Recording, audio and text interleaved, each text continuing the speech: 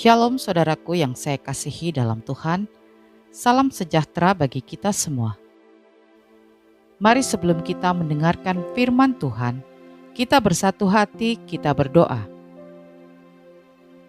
Bapa di surga, Bapa yang kami panggil di dalam nama Tuhan Yesus Kristus, kami bersyukur buat hari ini kalau kami ada sebagaimana kami ada, semua karena anugerah-Mu.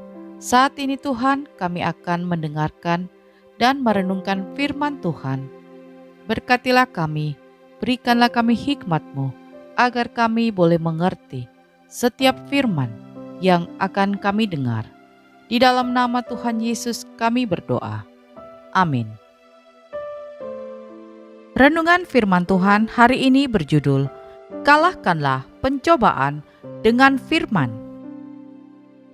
Ayat bacaan firman Tuhan terambil dalam Lukas 4 ayat 1 sampai 13. Yesus yang penuh dengan Roh Kudus kembali dari sungai Yordan, lalu dibawa oleh Roh Kudus ke padang gurun.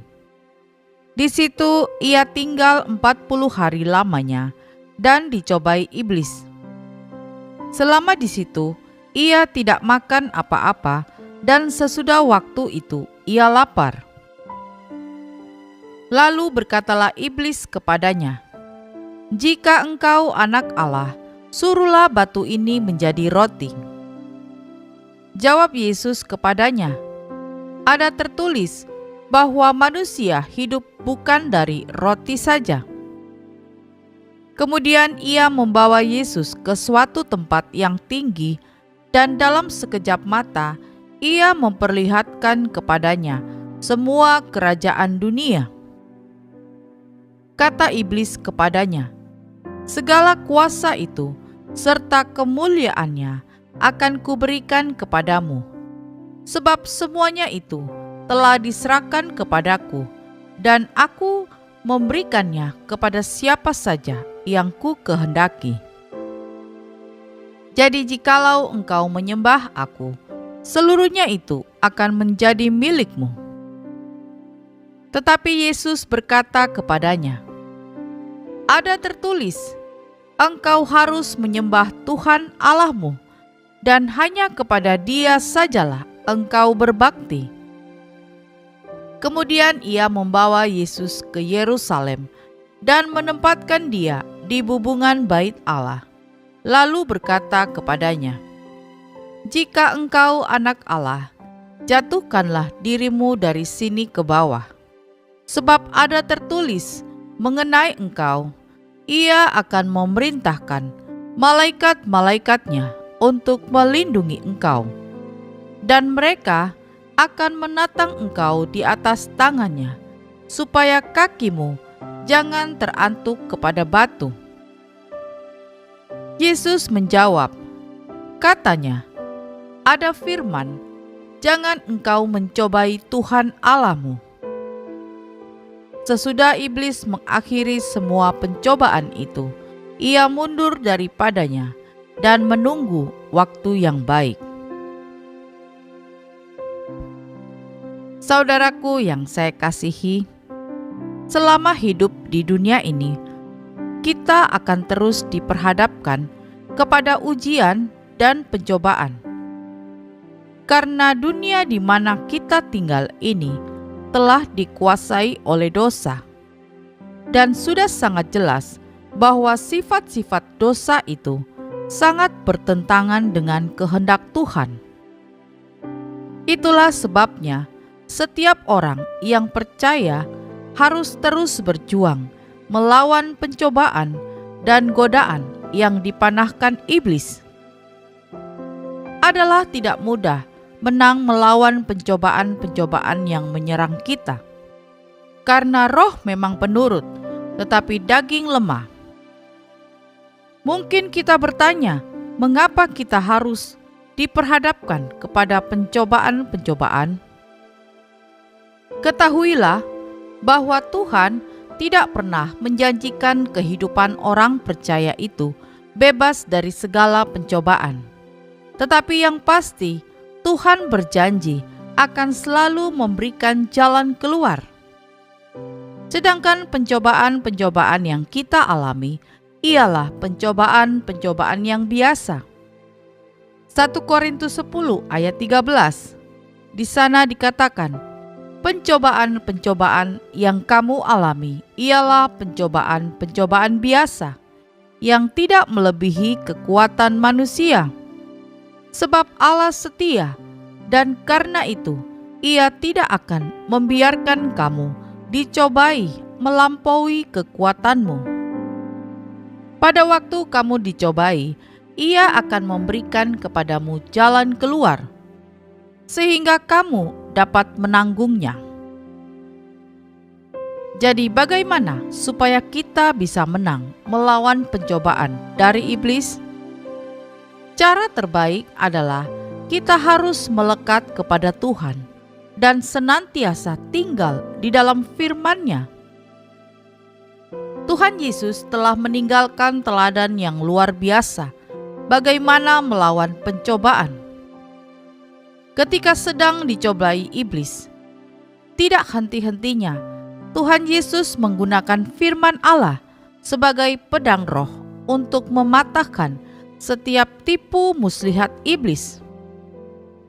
Sebagaimana tertulis, selama 40 hari Yesus berpuasa di padang gurun, di mana kesempatan ini tidak disia-siakan iblis untuk mencobai Yesus. 3 kali iblis berusaha untuk melemahkan Yesus dengan harapan Yesus gagal menggenapi rencana Bapa dalam hidupnya, agar dia berbalik dari jalan yang sudah ditentukan oleh Bapanya. 3 kali pula Yesus membalas serangan iblis itu dengan memperkatakan firman Tuhan. Ada tertulis, dan akhirnya Yesus menang. Jadi saudaraku yang saya kasihi, firman Tuhan itu hidup dan berkuasa. Karena firman adalah perkataan Allah sendiri. Kuasa itu semakin nyata bila kita memperkatakan firman itu dengan iman. Jadi kita sebagai anak Tuhan, jangan kita malas untuk membaca Alkitab. Sebesar apapun pencobaan yang menyerang kita, lawanlah dengan firman Tuhan. Perkatakanlah firman Tuhan. Percayalah, sepatah kata dari firman Tuhan yang kita ucapkan dengan iman akan sanggup mengalahkannya. Amin. Kita berdoa. Bapa di surga, terima kasih untuk firman Tuhan hari ini. Kami mau memperkatakan firman-Mu setiap hari. Kami percaya firman-Mu yang berkuasa mengalahkan segala tipu muslihat iblis. Firman-Mu berkuasa untuk mengalahkan segala pencobaan yang datang. Terima kasih Tuhan untuk firman-Mu. Ya Tuhan, saat ini kami rindu berdoa bagi setiap pendengar-pendengar renungan dan doa ini. Kalau ada di antara kami yang sedang mengalami pergumulan hidup, masalah, baik masalah keluarga, masalah pekerjaan, masalah ekonomi, masalah keuangan, masalah hutang piutang, masalah apapun itu, kami berdoa, di dalam nama Yesus ada jalan keluar. Di dalam nama Yesus ada mujizat. Kami percaya Tuhan, Engkau selalu punya cara untuk menolong kami. Engkau tidak pernah kehabisan cara untuk menolong kami. Secara manusia mungkin sulit, mungkin mustahil, tapi kami percaya kami punya Allah yang dahsyat, Allah yang ajaib, Allah yang luar biasa.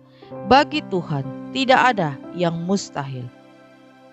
Tolonglah anak-anak-Mu Tuhan, agar mereka boleh tetap percaya, tetap berserah, tetap berharap kepadamu, tetap setia dalam menanti janji-Mu.